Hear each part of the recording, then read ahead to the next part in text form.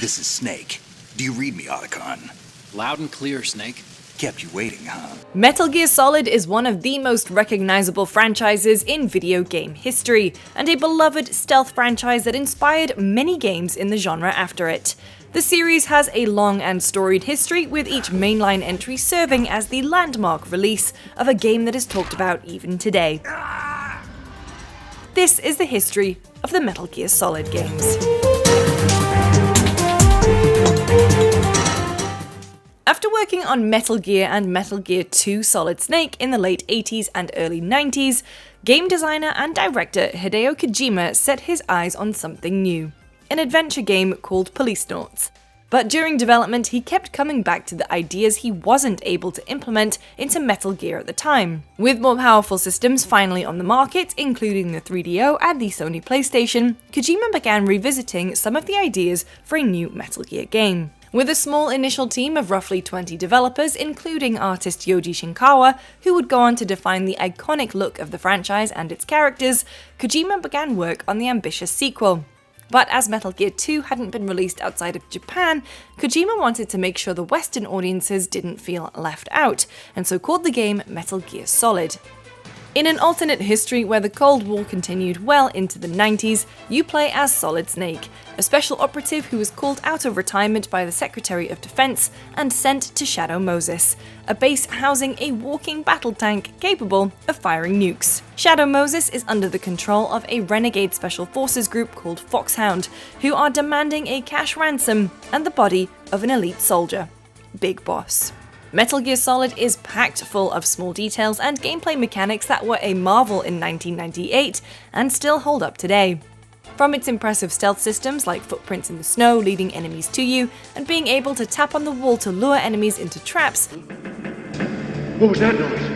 to its unique way of encouraging the player to interact with its world, either by using the codec system to call your allies for help at a moment's notice, or using cardboard boxes not only to hide, but as a way to fast travel across the map. It also featured legendary boss fights that still rank amongst the most memorable of all time, such as Psycho Mantis, who would use his psychic powers to break the fourth wall, read your memory card, and even make your controller vibrate. You have not said it often. You are somewhat reckless. Metal Gear Solid's influence on gaming cannot be overstated. Not only is it considered one of the best games of all time, it told a landmark story for video games at the time. Amidst the goofiness of some mechanics and Revolver Ocelot's over-the-top double entendres, There are no continues, my friend.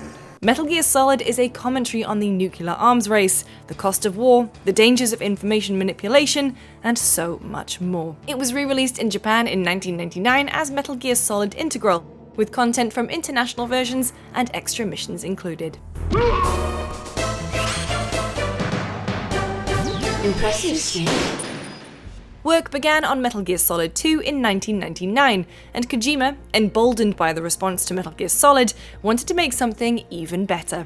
Not interested in just making a game with better graphics for Sony's brand new PlayStation 2 console, Kojima had 3 distinct areas which he wanted to improve in the game. He wanted more intricate levels, he wanted the story to work well with the themes set in Metal Gear Solid, and crucially, he wanted to give players more chances to hide. And while all of these were implemented with huge success, the biggest surprise with Metal Gear Solid 2 came from its playable character, because for most of the game, it wasn't Snake.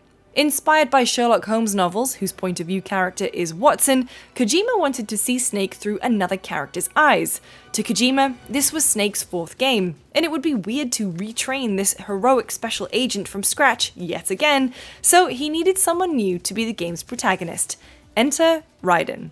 The development team kept Raiden out of all marketing, aiming for his inclusion to be a surprise to players, even going so far as to fake the gameplay they showed at trade shows like E3 to make fans think that Snake would be the main character once again. Raiden proved divisive, but the game was a huge success. The changes and improvements to gameplay went down a storm, from more stealth options, including being able to hide in lockers, to the game's memorable boss fights, and its plot about disinformation campaigns, AI, and even memes, making Metal Gear Solid 2 an oddly prescient game for one that launched in 2001. It's not unlike the way life started in the oceans 4 billion years ago.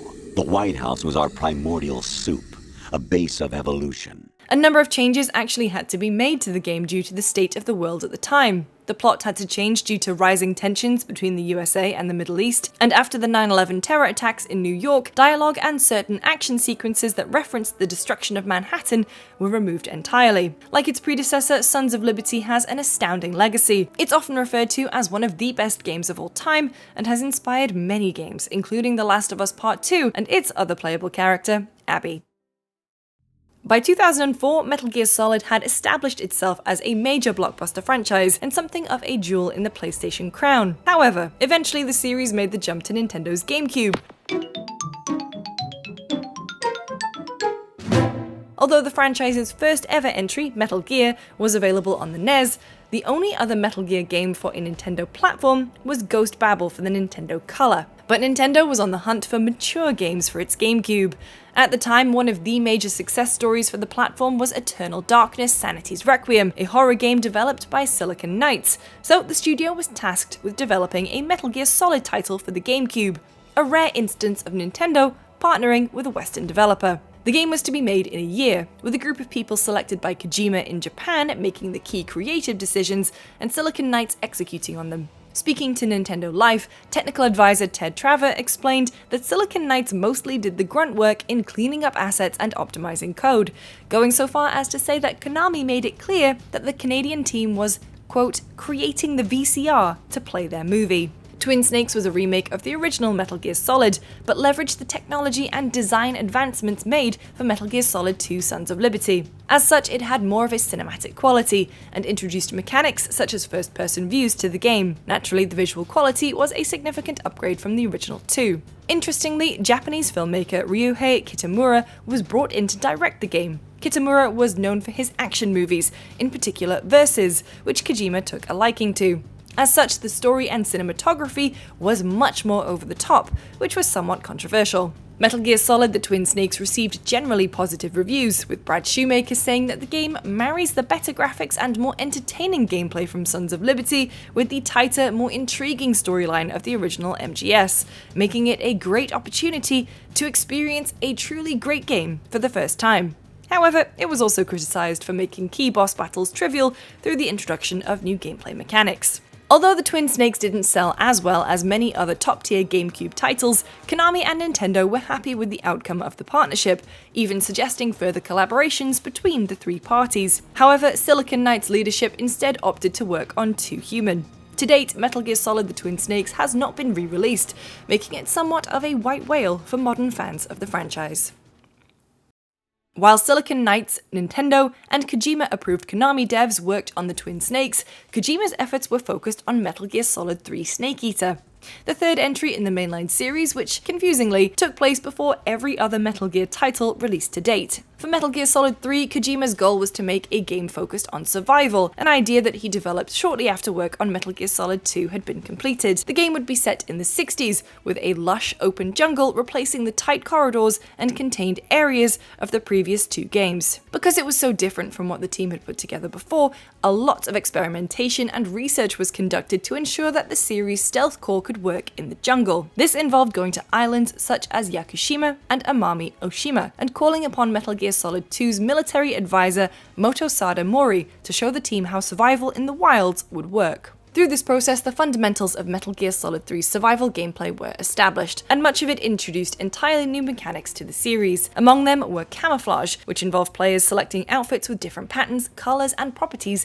to blend into their environments and evade capture. A camo index would provide a percentage number to show how camouflaged Snake was. The combat was also given a major overhaul, with close quarters combat becoming a major part of the up-close engagements. Along with these, there were also hunting of animals for food, using resources to treat wounds, and many other interesting systems. The pace of movement was slowed down to emphasize the player being a predator stalking their prey, instead of simply evading them quickly. The game was shown off publicly at E3 2003 in a video that touted the new setting, era, gameplay, and an origin story for the series.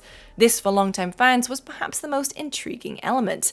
Although the character shown in the trailer looked like the Snake they knew and loved, fans would later learn that they were instead witnessing the birth of the legendary Big Boss, whose genetic code would be used to create Solid Snake, Liquid Snake, and Solidus Snake. Like the previous games, war was the backdrop of Metal Gear Solid 3's narrative, with the story depicting a complicated and messy political entanglement between Russia and the United States during the Cold War in the 1960s. It was a story of twists and turns, with intelligence services and governments on both sides pulling the strings of soldiers on the ground to instigate betrayals, double crosses, and deadly world-altering incidents.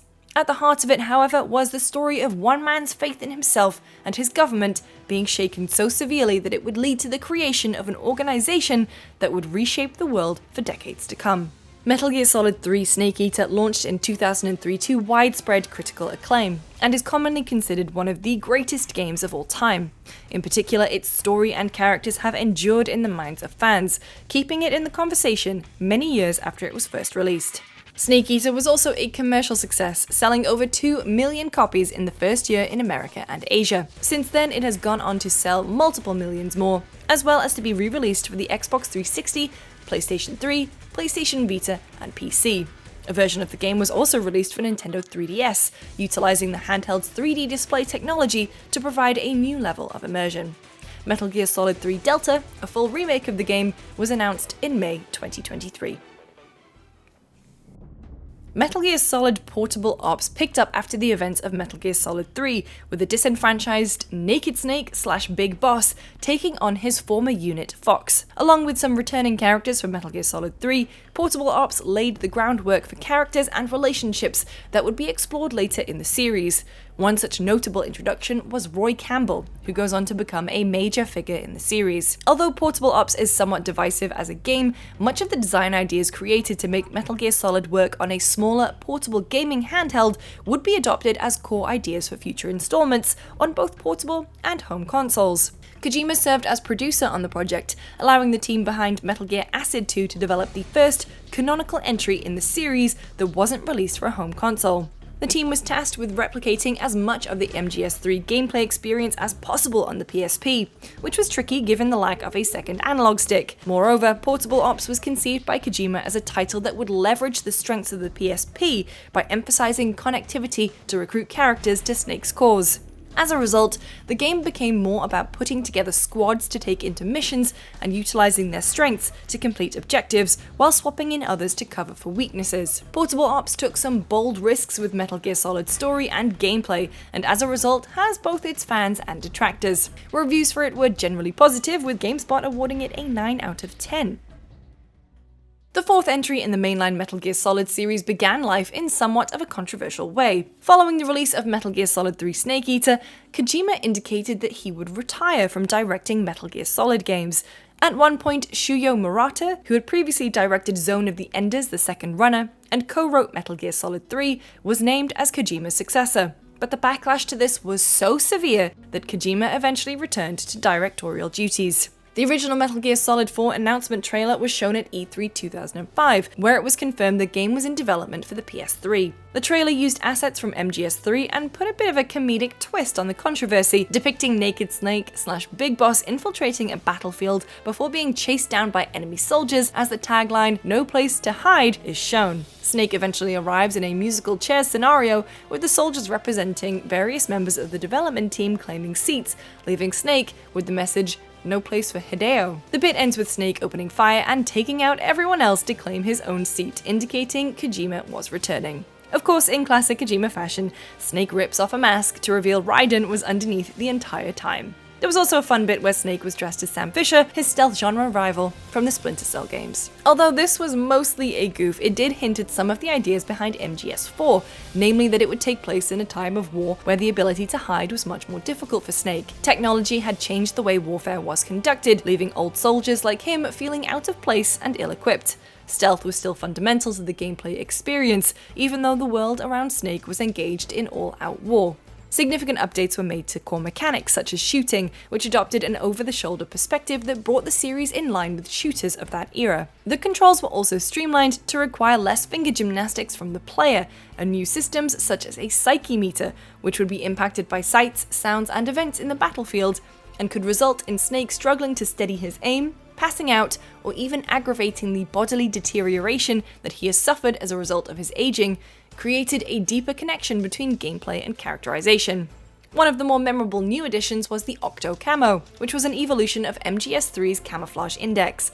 In MGS4, however, Snake was equipped with a suit that was able to mimic the texture of whatever surface he was pressed up against, making stealth feel more dynamic and exciting. It was also an impressive showpiece for what the PlayStation 3 was able to do. Prior to its release, exclusivity was a major topic of discussion for MGS4, despite the fact that Konami and Kojima had outright said MGS4 would only be released for PS3, rumors suggesting that it would come to the Xbox 360 persisted. At one point, the discussion boiled over into a key focus of the console wars, when Kojima stated an Xbox 360 version isn't being released because the amount of data in MGS4 is just too enormous. At the time, the 360 used DVDs for its games, while the PS3 supported Blu-ray. Metal Gear Solid 4 also included a new version of the Metal Gear Online mode. It allowed players to battle in team-based multiplayer skirmishes. MGS4 received widespread critical acclaim, earning numerous 10 out of 10 awards and praise for its constantly evolving gameplay and for how technically impressive it was. It's crazy.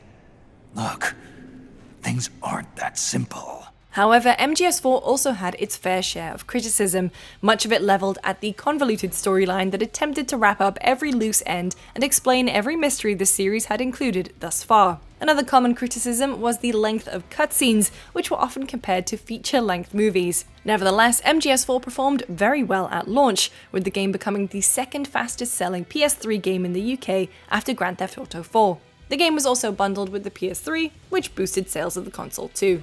MGS4 is one of the few games in the series that hasn't been re-released or made available to play on newer consoles, other than through the PlayStation Now streaming service. It's believed that the architecture of the PS3 was such that moving it to other hardware or re-releasing it has proven to be a difficult task. As a result, it is almost impossible to play the game legally anywhere but on a PS3.